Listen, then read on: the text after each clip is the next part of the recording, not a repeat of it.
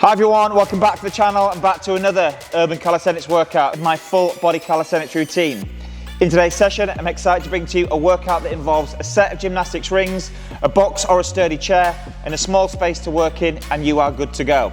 In the routine, we'll be doing 45 seconds of work, 15 seconds of rest, with 5 exercises in total for 4 rounds. That's 20 minutes in total. As always, you need to practice those instructionals before getting stuck in, alongside a thorough warm-up. And I will leave a link in the description below for a warm-up that I feel is suitable for this routine, but by all means, do one of your own. That's enough from me. Let's see what's in store.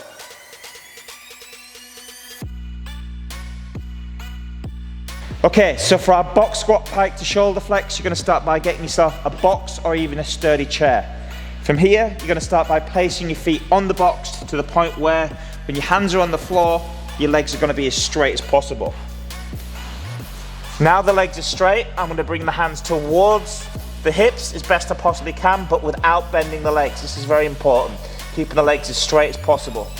From here, we're going to start by moving into your deepest squat, taking your backside towards the heels, but still pressing firmly through the floor.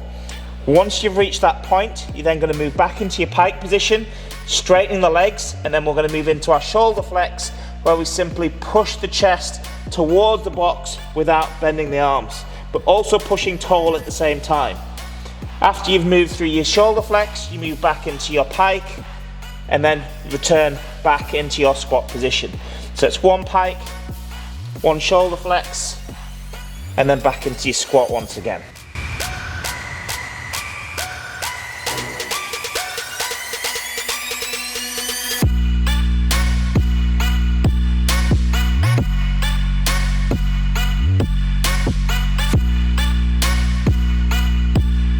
So for the ring pull squat, you're going to start by setting your rings up to around about head height, and when you take a hold of the rings, you're going to make sure that the hands, shoulders and hips all remain on the same path without the backside coming into contact with the floor. And as you can see, the heels are in contact with the floor, keeping the knees over the top of the heels as well. From here, just before I initiate the pull, I'm going to pull the shoulders down to activate the back, and I'm going to work my way up into that top position, bringing the arms into the body, essentially bringing the head in toward the rings. As you make your way down into your straight arm position, you're going to make sure your shoulders are packed down at all times, so that way we are utilizing the back in both directions.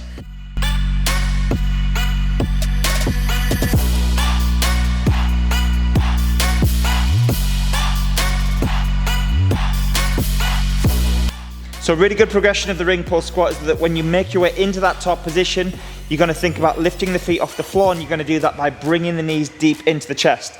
Now when you make your way into that top position, it's really important that you're keeping the shoulders down and keeping the back active at all times. So again, setup is the same as the previous drill. We go into our top position, bringing the head into the rings, knees come into the chest, bringing the feet off the floor, and then we reach this position, we're going to try to keep that tuck position until the arms lock out, and then we re-establish that connection with the feet on the floor.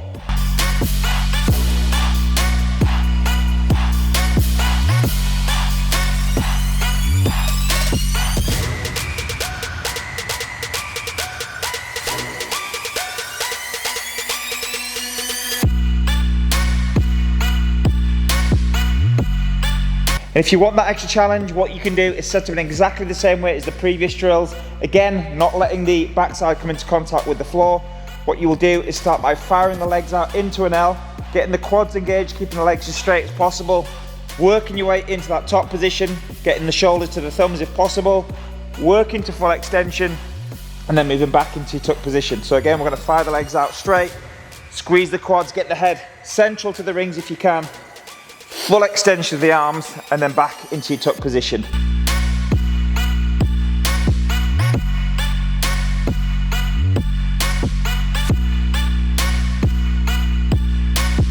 So for the box dips, you're going to need to get yourself a box like mine, or even get hold of a sturdy chair. When we set up for the box dip, you're going to start by sitting on the box or even the chair, making sure the hands are set either side of the hips with the fingers wrapped around the front of the box.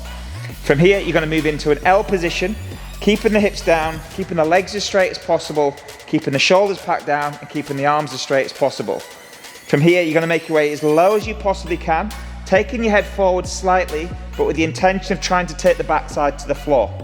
Once you've reached this end point without the shoulders coming up, you're gonna extend the arms as best you possibly can without throwing the hips up into the air.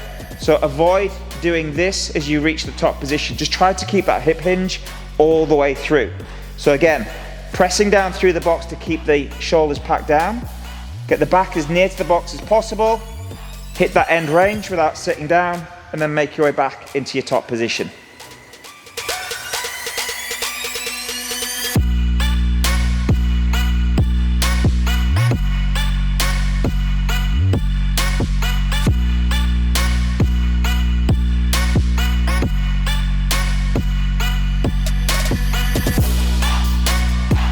So for the ring squat tuck to L's, you're going to start by setting the rings up to a point where when you hang from them, the backside shouldn't come into contact with the floor.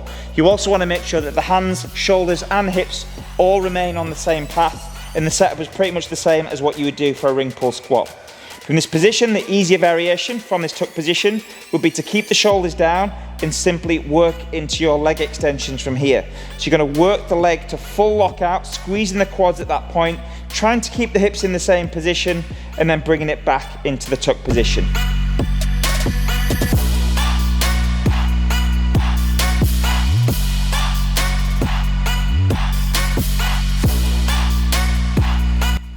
The progression of this drill would be to be even stronger through the back as you bring both feet out together at the same time. So the intention is to move into that L, squeezing the quads at that point, and then moving back into the tuck position. So getting full lockout on the legs, squeeze them out, and then bring your feet back into the floor, ready for the next one.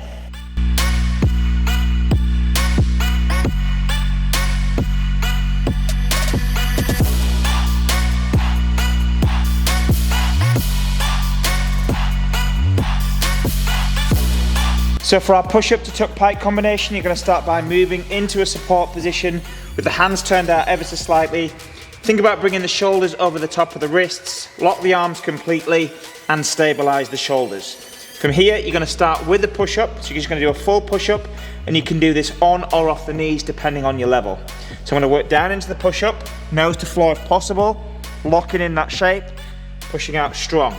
From here, you're going to move into your tuck. So very gently, you're going to hop your knees in towards your chest, making sure the weight's still on the shoulders. And from here, you're going to work into your pike. Now, when you work your pike, you're still going to keep the weight on the shoulders. You're going to lock the legs as best you possibly can.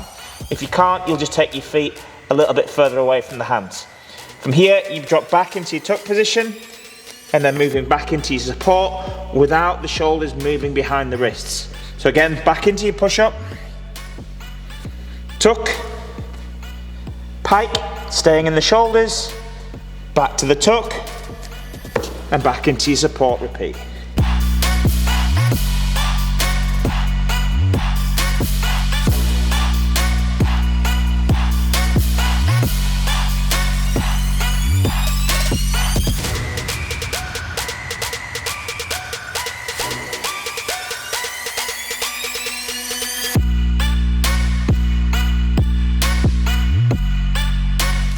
Now, just before we kick things off with the workout, I just want to let you know that if you want to gain access to the full Urban Calisthenics library, then head over to urbancalisthenics.com, where you can access over 100 calisthenics workouts with a new workout added every single week for just $4.99 a month. You can also take advantage of a 7-day free trial with no commitments and no payments up front.